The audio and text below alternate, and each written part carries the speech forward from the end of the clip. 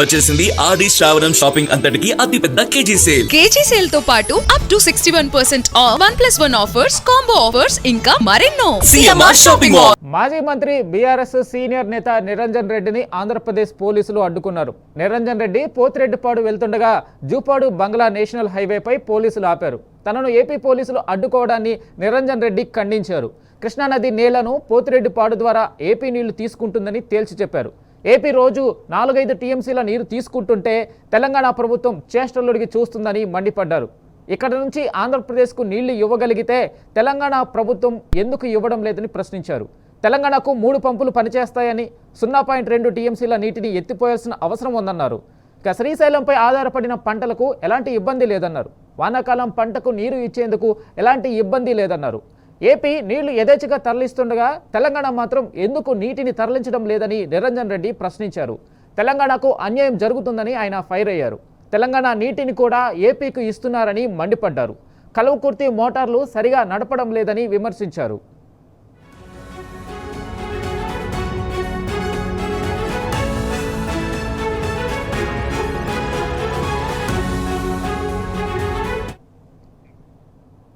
దీనిపై పూర్తి అప్డేట్ మా ప్రతినిధి నరేష్ అందిస్తారు. నరేష్, చెప్పండి, ఏపీ పోలీసులు నిరంజన్ రెడ్డిని ఎందుకు అడ్డుకున్నారు? అక్కడ ఏం జరుగుతుంది? ఏపీ తమ రైతుల కోసం కృష్ణా జలాలను మళ్లిస్తూ ఉంది. పోతిరెడ్డిపాడు ద్వారా రోజుకు 40 నుంచి 50 వేల క్యూసెక్కులను డ్రా చేస్తుంది. ఇదే సమయంలో శ్రీశైలం ప్రాజెక్టు నుంచి నీటిని పంపింగ్ చేయాల్సినటువంటి తెలంగాణ ప్రభుత్వము చూస్తూ నీటిని పంపింగ్ చేయలేక రైతులకు సాగునీళ్లు ఇవ్వలేమని చేతులెత్తేశారు. నిన్న జరిగినటువంటి ఇరిగేషన్ అడ్వైజరీ బోర్డు మీటింగ్ లో కూడా జిల్లాకు సంబంధించినటువంటి మంత్రులు ఇదే అంశాన్ని చెప్పారు. అయితే తెలంగాణ ప్రభుత్వ వైఫల్యాన్ని ఎత్తి చూపేందుకు ఇవాళ మాజీ మంత్రి నిరంజన్ రెడ్డి నంద్యాల జిల్లాలో ఉన్నటువంటి పోతిరెడ్డిపాడు హెడ్ రెగ్యులేటరీని సందర్శించడానికి వెళ్తుండగా ఏపీ పోలీసులు అడ్డుకున్నారు. ఇదే అంశానికి సంబంధించి మనతో పాటు మాట్లాడడానికి మాజీ మంత్రి నిరంజన్ రెడ్డి ఉన్నారు. సార్, పోతిరెడ్డిపాడు దగ్గరికి వెళ్తుండగా పోలీసులు అడ్డుకున్నారు. అసలు ఈ పర్యటన ద్వారా ఏం చెప్పదలుచుకున్నారు? తెలంగాణ ప్రభుత్వం యొక్క వైఫల్యానికి సంబంధించి ఏం చెప్పారు? అంటే పోలీసులు అసలు అడ్డుకోవాల్సిన అవసరం లేదు. ఎందుకంటే ఒక ప్రాజెక్టు యొక్క సందర్శన అనేది అందులో రైతులకు సంబంధించిన అంశము. మనం చెప్పదలుచుకున్నది ఏంది, శ్రీశైలం రిజర్వాయర్ మీద 854 అడుగుల్లో ఉండేటువంటి పోతిరెడ్డిపాడు ద్వారా గేట్లు తెరిచి నీళ్లు తీసుకుపోతున్నారు. వాళ్ళకు సిస్టమ్ డెవలప్ చేసుకున్నారు. గతంలో అక్రమమా సక్రమమా ఆ చర్చ ఇప్పుడు కాదు. ఒక సిస్టమ్ అయితే ఆంధ్రప్రదేశ్ డెవలప్ చేసింది. వాళ్ళ కోసం నీళ్లు వస్తేనే వాళ్ళు అవతలకి తీసేసుకుంటారు 854 అడుగులలో.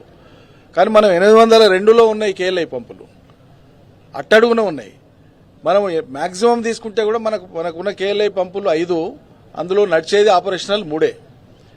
ఒక పంపు స్టాండ్ బై ఉంటుంది, ఎప్పుడు నడిచేది కాదు, ఓన్లీ అట్లా స్టాండ్ బై ఉంటుంది. 4వ పంపు నడిపితే కెనాల్ పట్టదు, టనల్స్ పట్టవు మొదటి నుంచి కూడా. సో లోపభూయిష్టంగా వెనకటికి కేఎల్ఐ డిజైన్ చేసినప్పుడు ఆ పొరపాటు చేసింది. అందువల్ల 3 పంపులే. 3 పంపులు నిరవధికంగా నడిపితే కూడా 200-250 రోజులు నడిపితే కూడా మనం 40 టీఎంసీలు కూడా తీసుకోలేము. ప్రతి సంవత్సరం తెలంగాణ ప్రభుత్వం వచ్చినప్పటి నుంచి కేసీఆర్ నాయకత్వంలో కేఎల్ఐని ఆపరేషనల్ చేసిన తర్వాత ఏటేటా ఆయకట్టు పెంచుకుంటూ పోయి మనం 40-42 టీఎంసీలకు మించి ఏనాడు కూడా తీసుకోలేకపోయినాం. సిస్టమ్ లేదు, అంతకు మించినటువంటి పరిస్థితి లేదు మనకు.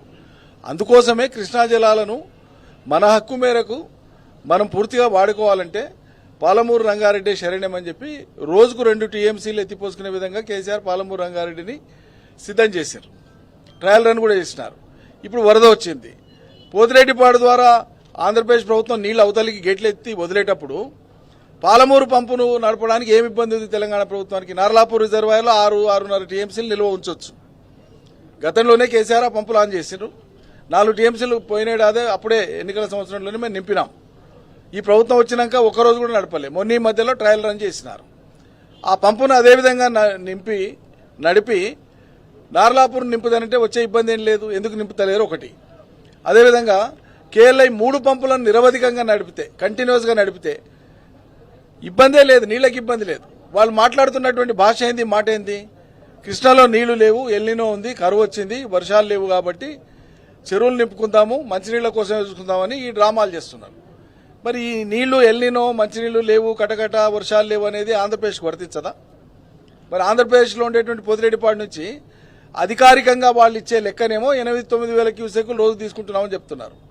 కానీ వాస్తవంగా పోతున్నది 30, 40, 50 వేల క్యూసెక్లు పోతున్నాయి. వరద పరిమాణాన్ని బట్టి వాళ్ళు ఎట్లా అవసరం ఉంటే అట్లా తీస్తున్నారు. 4-5 టీఎంసీలు ప్రతిరోజుకు తీస్తున్నారు ఒక్కొక్క రోజున సగటున. కాబట్టి ఈ అంశాన్నే మనం ఇంకో ప్రాంత రైతులు బాగుపడితేనో వాళ్ళకి పంటలు పడితేనో మనకేం బాధ లేదు, సంతోషమే. కానీ మన వాళ్ళ వైఫల్యం ఏంది? ఇంత ఘోరమైన వైఫల్యం ఏంది? ఇంత చాతగాంతనం ఏంది? ఇంత నిర్లక్ష్యం ఏంది? ఇది ఎత్తి చూపడానికే ఇవాళ పర్యటన పెట్టుకున్నాము. ఇక్కడ నీళ్లు ఉన్నాయి, పోతున్నాయి. మనకు నీళ్లు ఉన్నా కూడా ఎత్తుతలేరు. ఈ తేడా గమనించాలని చెప్పి ప్రజలకు వివరించడం కోసమే, రైతులకు వివరించడం కోసమే ఈ పర్యటన పెట్టుకోవడం జరిగింది. లక్షల క్యూసెక్ల వరద వస్తుంది, రైతులేమో కళ్ళ ముందు నీళ్లు చూస్తున్నారు, ప్రభుత్వం ఏమో నీళ్లు ఇవ్వలేమని చేతులెత్తేసింది. నిన్న మంత్రులు కూడా అరుతడి పంటలు వేసుకోవాలని చెప్తా ఉన్నారు. నీళ్లు ఇస్తే కదా ఏ పంట వేయాలని రైతు డిసైడ్ చేసేది. కాలువల నుంచి నువ్వు నీళ్లు ఇస్తే కదా రైతు ఏ పంట వేయాలనో డిసైడ్ చేసుకుంటాడు. నువ్వు చెప్పే కాడికి చెప్పినావు, రైతు కూడా అర్థమవుతుంది. ఇప్పుడు ఆల్రెడీ వరి నార్లు తుకాలన్నీ కూడా ముదిరిపోయినాయి. ఎవరైనా అలికినోళ్ళు మండబెట్టుకున్న వాళ్ళు మందమే తప్ప వరి నాట్లన్నీ కూడా ఈసారి దెబ్బతిన్నాయి, ఇబ్బంది అయింది. మిగిలినటువంటి పంటలు వీలైన పంటలు వేసుకుంటారు, మక్కలో, పెసలో, వేరుశెనగ ఏదో ఒకటి. ముందు నువ్వు నీళ్ళు వదులు. నీళ్ళు ఏమంటే ఇప్పుడు ప్రధాన కాలువ కేఎల్ఐ 162 కిలోమీటర్ల దూరం ఉంది. కలవకుర్తి దాకా చివరి దాకా పోవాలి, జాజిరెడ్డిగూడెం దాకా పోవాలంటే జంగారెడ్డిగూడెం దాకా 162 కిలోమీటర్లు పోవాలి. ఇప్పటికి 100 కిలోమీటర్ల కాడే ఉంది. 102 కిలోమీటర్ల కాడ నీళ్లు మెల్లగా అట్లా పోతున్నాయి. ఉన్న నీళ్లను ఇచ్చేటువంటి తెలివి లేదు, శ్రద్ధ లేదు, ఆ కన్విక్షన్ లేదు, సోగి లేదు.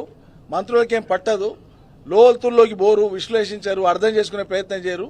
పైన అధికారులు చెప్పేటువంటి 4 మాటలు విని తూతూ మంత్రంగా సమీక్షా సమావేశాలను ముగించేస్తున్నారు. రైతుల పాలిట, తెలంగాణ రైతుల పాలిట కాంగ్రెస్ సర్కారు, రేవంత్ సర్కారు ఒక శాపగ్రస్తమైనటువంటి ప్రభుత్వంగా ఉంది. రైతులు పడనటువంటి పాటలు లేవు. ఇవాళ ఈ దిక్కుమాలతనానికి పొద్దున 6 నుంచి సాయంత్రం 6 వరకే మేము కరెంట్ ఇస్తున్నామని చెప్పి దాంట్లో 10 సార్లు కటింగ్లు పెడుతున్నారు. 24 గంటల కరెంటుకు దిక్కు లేదు, పోయింది, అది పోయింది. పొద్దున 6 నుంచి సాయంత్రం వరకు అంటున్నారు. సాయంత్రం 6 లోపల ఎన్నిసార్లు పోతుందో తెలియదు, ఎంతసేపు పోతుందో తెలియదు. తడిచిందే తడుస్తుంది, ముందరికి వార్తలేదు సార్ అని చెప్పి మళ్ళీ వార్తలేవు సార్ అని రైతులు అంటున్నారు. కాబట్టి నీళ్లు పుష్కలంగా ఇస్తే ఈ ఇబ్బందుల నుంచి బయటపడతాం. ఈ వానాకాలం సీజన్ మొత్తం పండించుకోవడానికి కేఎల్ఐ కింద కానీ జూరాల మీద ఆధారపడినటువంటి లిఫ్టులు కానీ, మెయిన్ కెనాల్స్ కానీ నీటి కొరత లేదు, లేదు, లేదు. నీళ్లు ఉన్నాయి. ప్రభుత్వం చెప్పేది అబద్దం, మంత్రులు చెప్పేది అబద్దం. పైనుంచి వచ్చేటువంటి రీజనరేటెడ్ వాటర్ ఒక్కటే జూరాల యొక్క అవసరాలను తీర్చగలదు. శ్రీశైలంలో రిజర్వులో ఉన్నటువంటి నీళ్లలోంచి 200 రోజులు ఇంకా మనం నడుపుకుంటే కూడా మనం వాడుకునేది 40 టీఎంసీలు మాత్రమే. ఇలా 188 టీఎంసీల నీళ్లు ఇప్పుడు ఈ రోజుకు శ్రీశైలంలో ఉన్నాయి. 40 టీఎంసీలు వాడుకోనికే మీనమేషాలు లెక్క పెడుతుండ్రు.